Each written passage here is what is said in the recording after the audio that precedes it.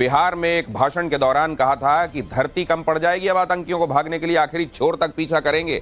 और यहां पर देखिए, अभी मुझे गौरव आर्या बता रहे थे कि एक फिल्म है टेकन, और उसमें एक परिवार के लोगों का अपहरण कर लिया जाता है, और जो उसमें बचा हुआ व्यक्ति होता है वो कहता है कि I look for you, I will find you and I will kill you. और यहां पर ये वही लाइनें असल में चरितार्थ हो रही हैं। पाकिस्तान के लिए भी कोई लाइन सुझा दीजिए, उनको भी शायद कोई वीडियो बनाना हो।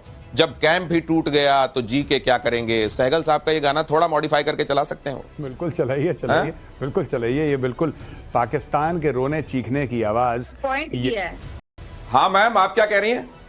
नहीं, मैं कह रही हूँ कि इससे उपयुक्त गाना उनके लिए हो नहीं सकता। वैसे भी जैसे उनकी जो जर्नलिस्ट है आलिया शाह, वो बता रही थी कि पाकिस्तानी आवाम और उनके सोल्जर्स को मोटिवेशन देने के लिए वो भारत के गाने बजा रहे थे, तेरी मिट्टी में मिल जावा। वो तो मिल ही गए मिट्टी में, आज हम देख रहे हैं। और आप जो गाना बता रहे हैं उनके लिए हमारे यही गाने उपयुक्त है। जैसा आपने बताया कि मसूद अजहर ने जो लिखा है कि वो भीख मांग रहा है अल्लाह से कि मौत दे दो, तो ये जो प्रोपेगेंडा वाली बात की ना, पहले 14 लोग मारे गए आपने बताया, उसके बाद उनकी नेक्स्ट टैक्टिक्स क्या थी कि मसूद अजहर खुद लिख रहा है कि हाँ मेरे घर के 14 लोग मारे गए। और मैम अभी तो ये अंगड़ाई है, इसलिए कि सऊदी अरब का दौरा बीच में छोड़कर पीएम आए थे, और पखवाड़े भर के अंदर क्या हो गया वो पाकिस्तान देख रहा है। और अब पीएम मोदी ने यूरोप का दौरा स्थगित कर दिया है। यूरोप का दौरा पीएम मोदी ने स्थगित किया।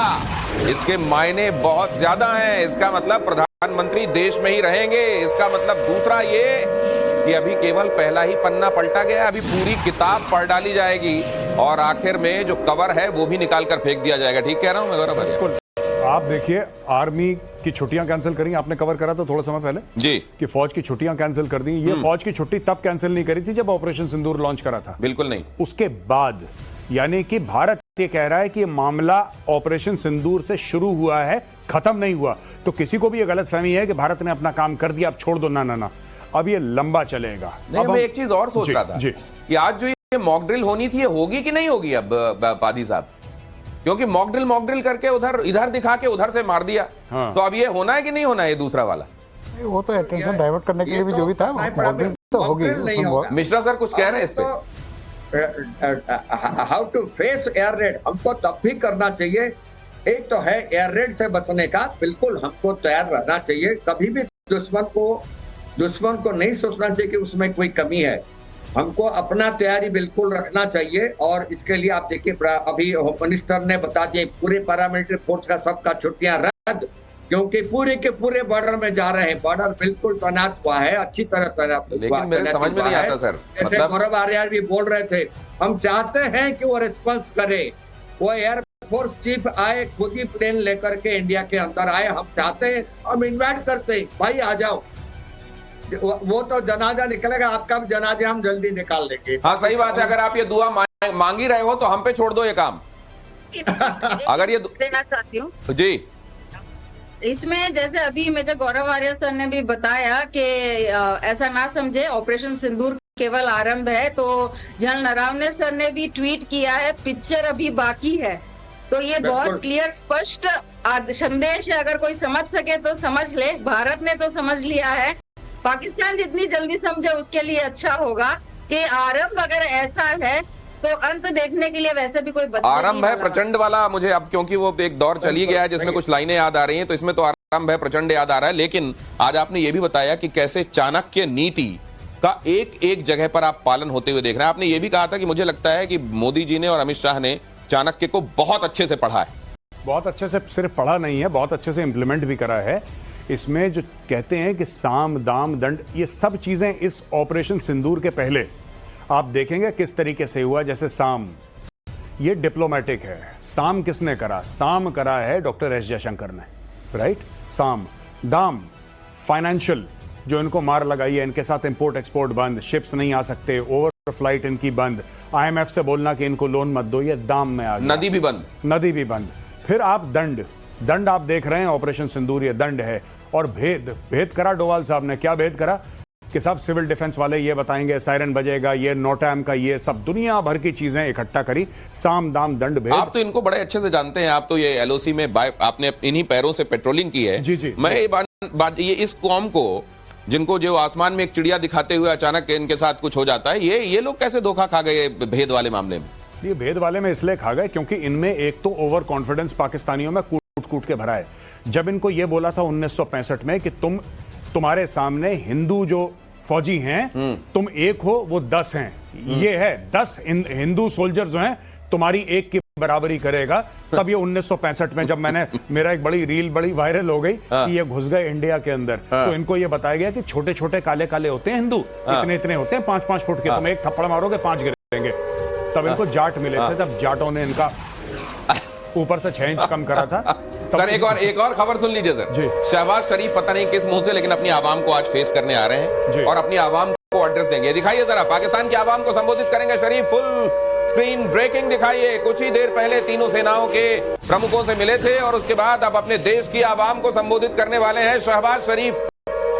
मुंह खुलेगा तो क्या आएगा सामने, ये भी कादी साहब क्या बोलेंगे? तो शरीफ का कुछ है उसमें, देश में कोई इज्जत है, कोई औकात है, और उसको वही पढ़ लेगा जो मुनी ने जो लिख के दिया होगा उसी को पढ़ लेगा। देश के आवाम के लिए संदेश आपने भी तो कुछ है नहीं, उसका कोई उसका पार्टी का भी कोई ऐसे कोई देश वाले उसको कोई खास सपोर्ट करते भी नहीं है। कहीं ऐसा तो नहीं हुआ कि कहा होगा मार भी दिया, देखो उन्होंने प्रेस ब्रीफ भी कर दिया, अब आप जाके कुछ तो बोलो और कुछ तो ऐसे दावे करो जो भले ही हवाई हो, जिनका कोई वजूद ना हो, लेकिन अपने वालों को सुलाह देने के लिए कुछ तो कह दो। कुछ तो कह दो कि हमने ये कर दिया और हम घुस गए और एक्चुअली दिल्ली हमारा ही है और दिल्ली अब पाकिस्तान का हिस्सा बन चुका है और हम तमिलनाडु केरल से अंडमान निकोबार पहुंच गई हमारी फौजें। ये कुछ ना कुछ तो गोलीबाजी करेगा। ये गोलीबाजी किस हद तक हो सकती है ये भी आपको गौरव आर्या बता रहे हैं कि इसमें तो हो सकता है मंगल ग्रह भी क्लेम कर दिया जाए। मुंह चलाने में कुछ नहीं जाता ना, मुंह ही चलाना है। और मुंह चलाने के मामले में ये 15 दिसंबर 1971 को ये कह रहे थे कि हमने इंडिया को हरा दिया लगभग, जब उनके 90,000 93,000 वहां सरेंडर कर रहे थे। उससे 24 घंटा पहले इन्होंने पूरे मीडिया में बताया था। डॉन न्यूज पे आप जाइए, 15 दिसंबर डॉन न्यूज का, आप अभी इंटरनेट पे जाइए, गूगल में आपको मिल जाएगा कि we will fight till victory. और उसमें पूरी नीचे खबर दे रखी है कि इनको तो इंडिया को तो हमने रगड़ दिया, इंडिया को तो हमने बिल्कुल परेशान कर दिया, इंडिया सरेंडर कर देगा, इंडिया फलाना, इंडिया ढिमका, ये सब बताया। अच्छा, वो 15 का अखबार था, 16 को इन्होंने सरेंडर कर दिया, 17 को ये लोग सदके पड़ गए कि भैया अब क्या करना है, अब क्या करना है, हमने तो इतनी बड़ी बात बोल दी। आज की तारीख में भी देखो, झूठ का एक चीज होती है दिनेश, मैं आपको बताऊं, पाकिस्तान में आज की तारीख में भी आप किसी पाकिस्तानी, आम पाकिस्तानी को पूछिए तो ये मानने को तैयार नहीं है। वो कह रहा नहीं, हमारी फौजें तो बहुत ज्यादा थी, बहुत बेहतरीन थी, बहुत अच्छी थी, वो तो हिंदू ने साजिश कर दी। बस उनका यह है कि हमारे खिलाफ साजिश हो गई। अब साजिश के लिए भी दिमाग चाहिए। तुम कैसे दिमाग से पैदल हो? तुम ही साजिश कर लो अगर तुम्हें दिमाग है तो। भाई हम तो दुश्मन है ना, तो हम तो करेंगे साजिश, तुम क्यों नहीं कर पा रहे? एक बात बताओ, it requires brain to do conspiracy, दिमाग चाहिए, इंटेलेक्चुअल कैपेसिटी चाहिए, तो आप करो। और एनीवे साजिश वाजिश की बात नहीं है, इनको ठोक दिया। अब हम देखते हैं शहबाज शरीफ क्या बकवास करता है। शहबाज शरीफ आएगा तो क्या बोलेगा, ये एक बड़ा सवाल है। शहबाज शरीफ को जाहिर है अपनी डोमेस्टिक ऑडियंस का गुस्सा शांत करना है, साथ में ये बताना है कि हम कुछ कर रहे हैं तो कुछ बढ़ के मार के भी जाना है, कुछ ऐसी बातें भी कह के जाना है ताकि वहां की जनता केवल इस शहबाज शरीफ को ही ना दौड़ा ले कि अब रुक जाओ, तुमको देख लेते हैं पहले। उधर इमरान खान की तरफ से क्या स्टेटमेंट आता है ये भी देखना बड़ा जरूरी है। लेकिन इस बीच मीरा जी आपके पास एक बार फिर से, मैं तो मतलब मुरीद हो गया। मुरीद के में जो हुआ वो तो खैर हुआ ही, लेकिन मैं मुरीद हो गया ये देख के कि क्या मेटिकुलस तरीके से हिंदुस्तान ने अपना केस दुनिया के सामने प्रेजेंट किया है। जैसे 26/11 वाला मामला, जैसे पार्लियामेंट में हुआ जो अटैक है वो सामने रखा गया, अक्षरधाम की में हुआ अटैक सामने रखा गया, बताया गया कि कितनी निर्दोष जानें ली गई हैं, किन लोगों ने ली हैं, वो कहां रहते हैं पाकिस्तान में, वो पहले कैसे दिखाई देते थे वो क्षेत्र, और अब वो इलाके कैसे दिखाई दे रहे हैं इस हमले के बाद। इतने बेहतरीन तरीके से अपना केस मुझे नहीं लगता कि कहीं कोई प्रेजेंट करते हुए मैंने देखा है।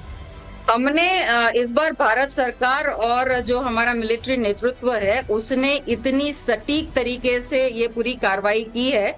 इसमें आप समझिए मध्यरात्रि 25 मिनट में जो हुआ वो अभी तक जो है हम उसको पूरा कवर नहीं कर पा रहे, पाकिस्तान तो डाइजेस्ट नहीं कर पा रहे। तो सोचिए मध्यरात्रि से अब तक 10 घंटे से ऊपर हो चुका है और इस बीच क्या क्या कार्रवाई हो गई होगी वो कोई कहने के मतलब पाकिस्तान जो है उस परिस्थिति में रहेगा नहीं। जैसे अभी आप पिक्चर भी दिखा रहे थे जिसमें तीनों पाकिस्तानी चीफ थे आर्मी एयरफोर्स नेवी के, तो मैं यही सोच रही थी कि अब तक जो प्रश्न चिन्ह उठ रहा था कि मुल्ला आसिम मुनीर कहीं दिखाई नहीं दे रहा है, शायद इस पिक्चर के बहाने दिखाने का प्रयत्न किया हो कि भाई अभी भी वो यही है, चिंता मत करो। या तो आज जब अभी उनके पीएम वो अगर प्रेस ब्रीफिंग करने आ रहे हैं और उनके चीफ कहीं नहीं नजर आ रहे हैं, तो फिर से ये प्रश्न चिन्ह उठता है कि वो भी कहीं जो है कॉन्कॉक्टेड तो पिक्चर नहीं था कि भाई दिखा दिए कि देखने के लिए भाई सेना तैयार है, बट ग्राउंड में तो हम अकेले हैं। जैसे विंग कमांडर नाव ग्रुप कैप्टन अभिनंदन को वापस भेजते से पहले उनके पैर कपकपा रहे थे,